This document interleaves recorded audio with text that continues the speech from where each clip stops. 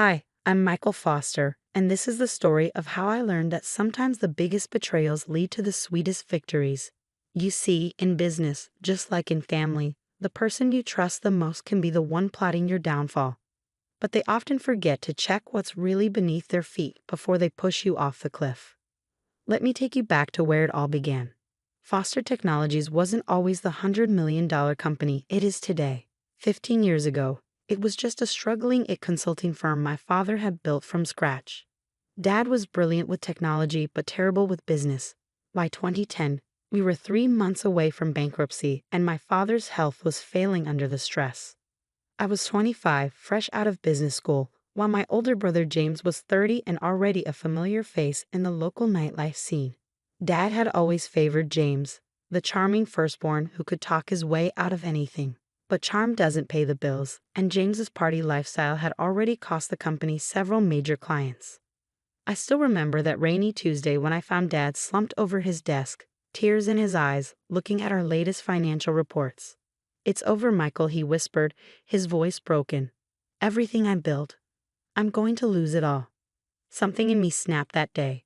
I couldn't watch my father's dream die, even if he'd always seen me as second best. While James was out spending company money at exclusive clubs, I started working 18-hour days. I learned every aspect of the business, met with every client, reviewed every contract. Mom worried about me. "Michael, you need to rest," she'd say, bringing dinner to my office at midnight. "You can't save the company by yourself." But that's exactly what I did. The first year was brutal. I restructured our debt, cut unnecessary expenses, including James' entertainment budget, and personally visited every major client we'd lost. Many slammed their doors in my face, but I kept coming back. Persistence pays off. By the end of that year, we were breaking even. James found it hilarious.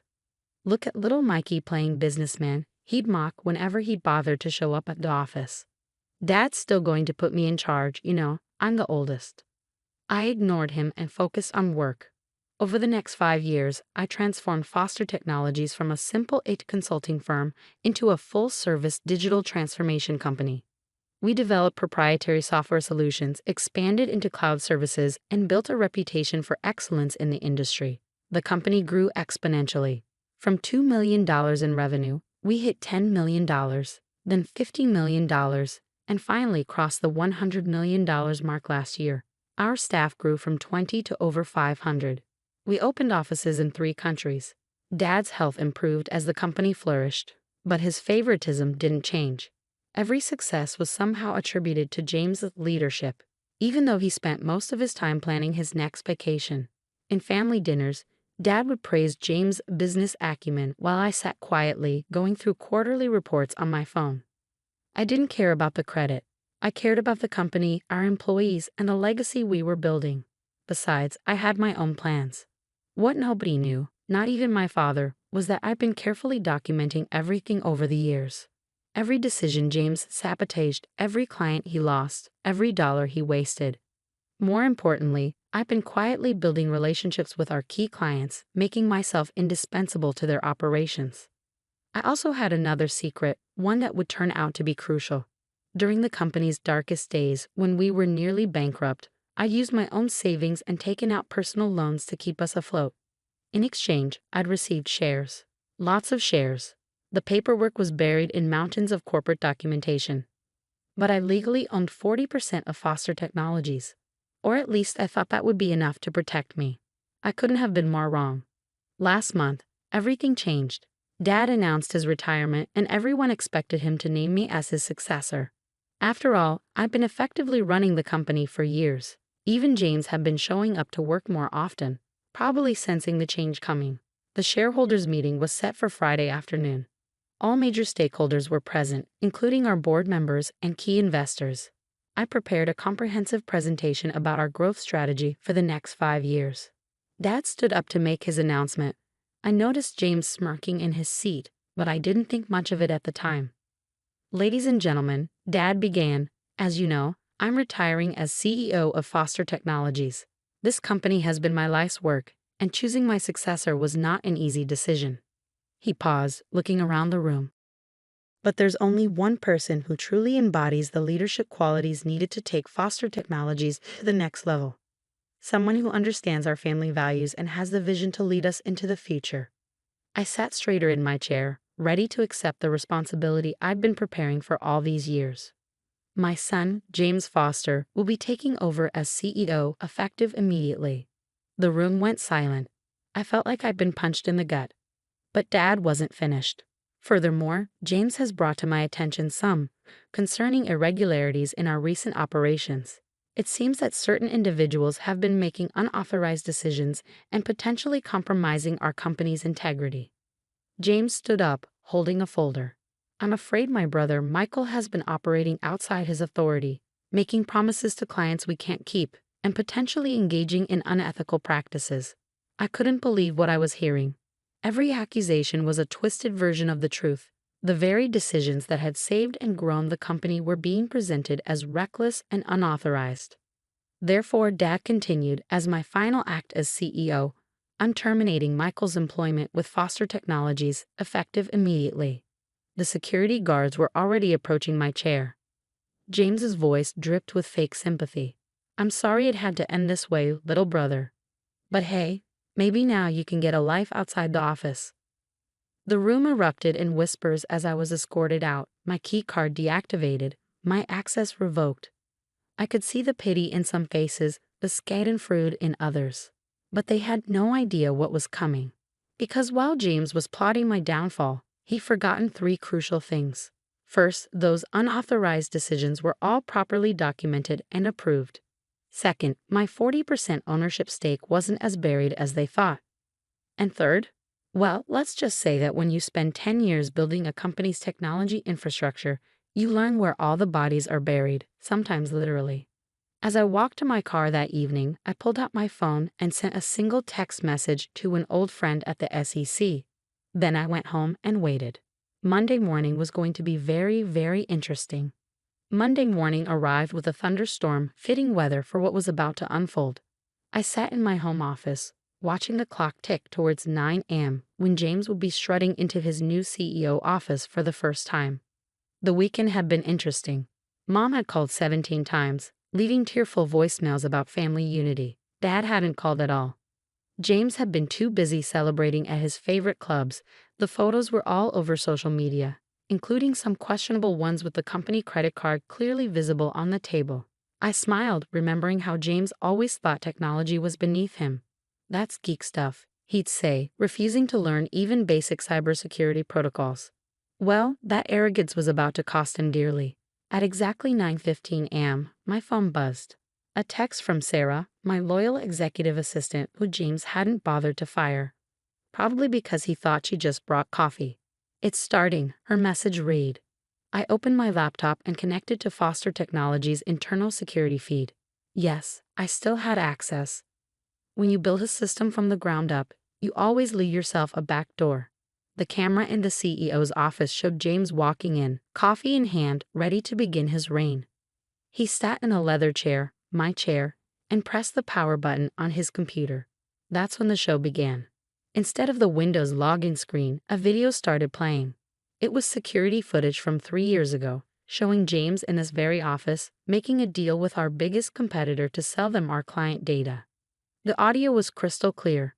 Of course I can get you their information, James's voice rang out. My idiot brother does all the work anyway. Just make sure the payment goes to my Cayman account. James frantically tried to turn off the monitor, but nothing worked. The video kept playing on every screen in his office, but that was just the beginning. His phone buzzed. The SEC had received an anonymous tip about insider trading, complete with documented evidence of James' illegal activities over the past decade. His private email started pinging with notifications. Somehow, all his confidential communications had been leaked to the board members. Down in the lobby, federal agents were walking through the front door. I watched through the security feed as James's face turned from confusion to panic. He tried calling Dad, but Dad's phone was busy, probably because he was getting his own set of revelations about his beloved firstborn's activities. At 9:30 a.m., Sarah walked into James' office.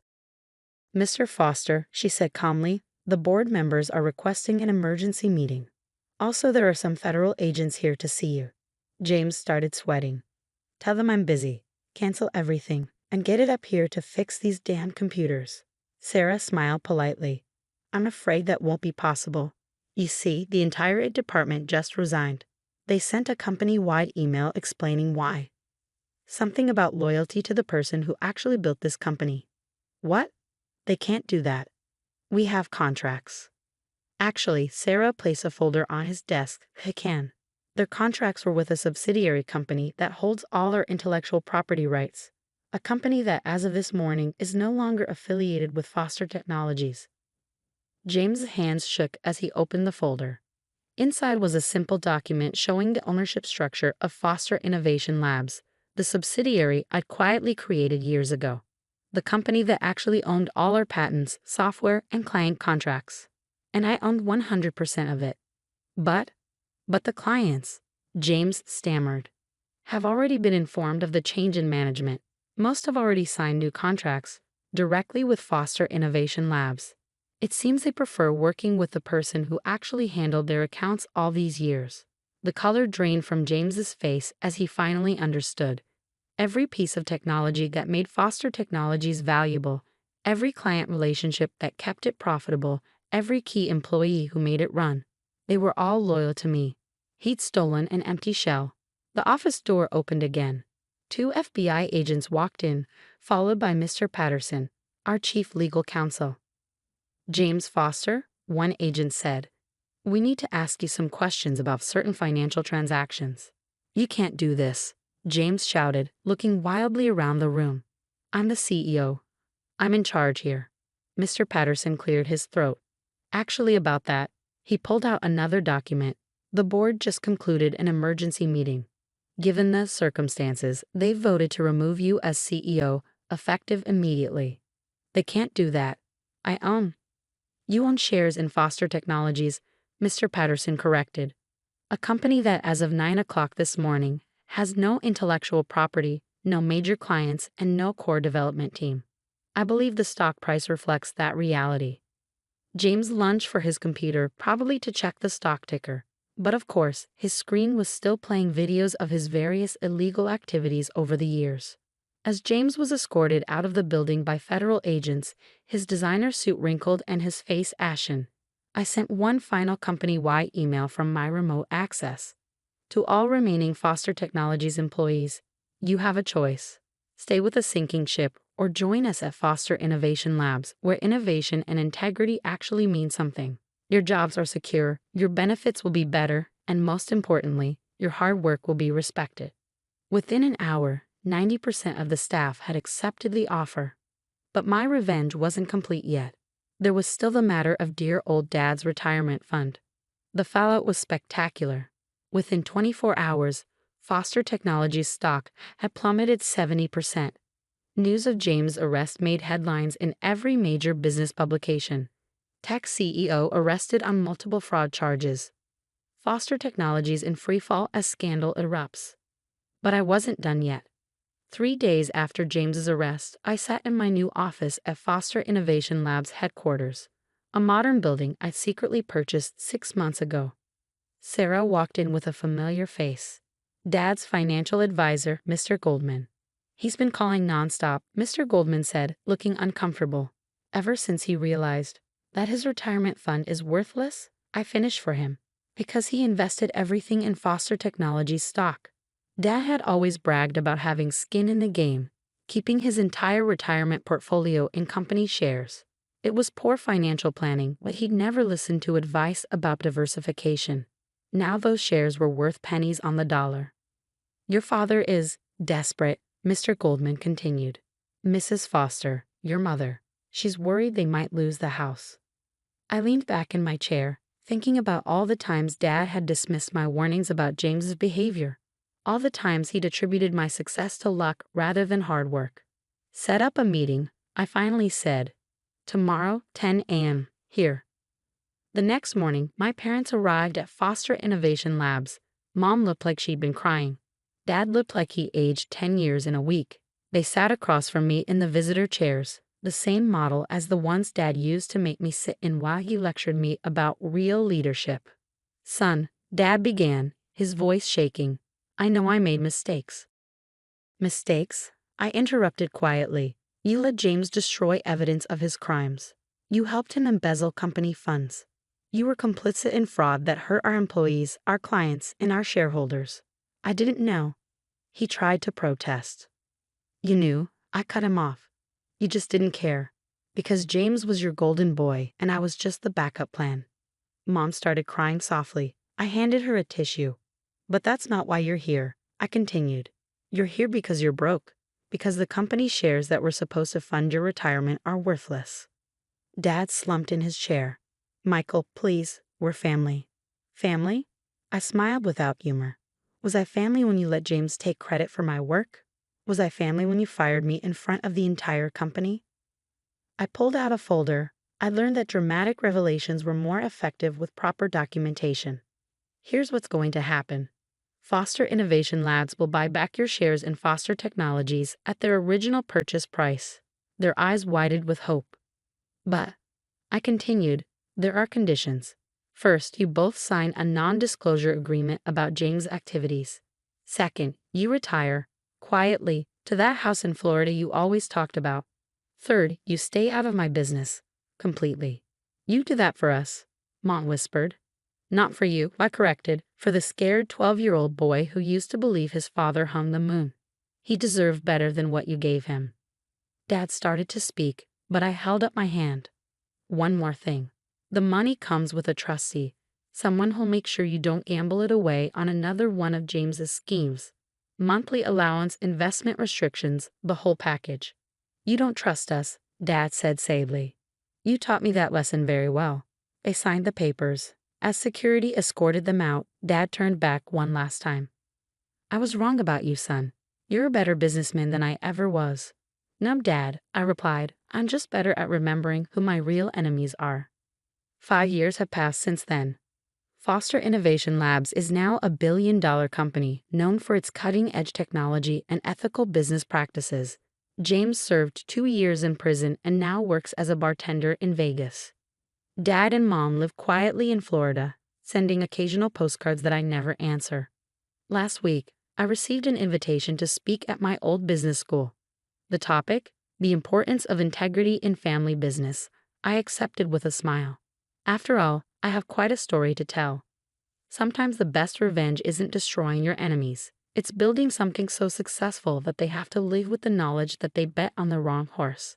And as for those who wonder how the quiet one, the careful one, the backup plan pulled off such a complete victory, well, let's just say that while the peacocks are busy showing off their feathers, the eagles are watching, waiting, and planning their next move.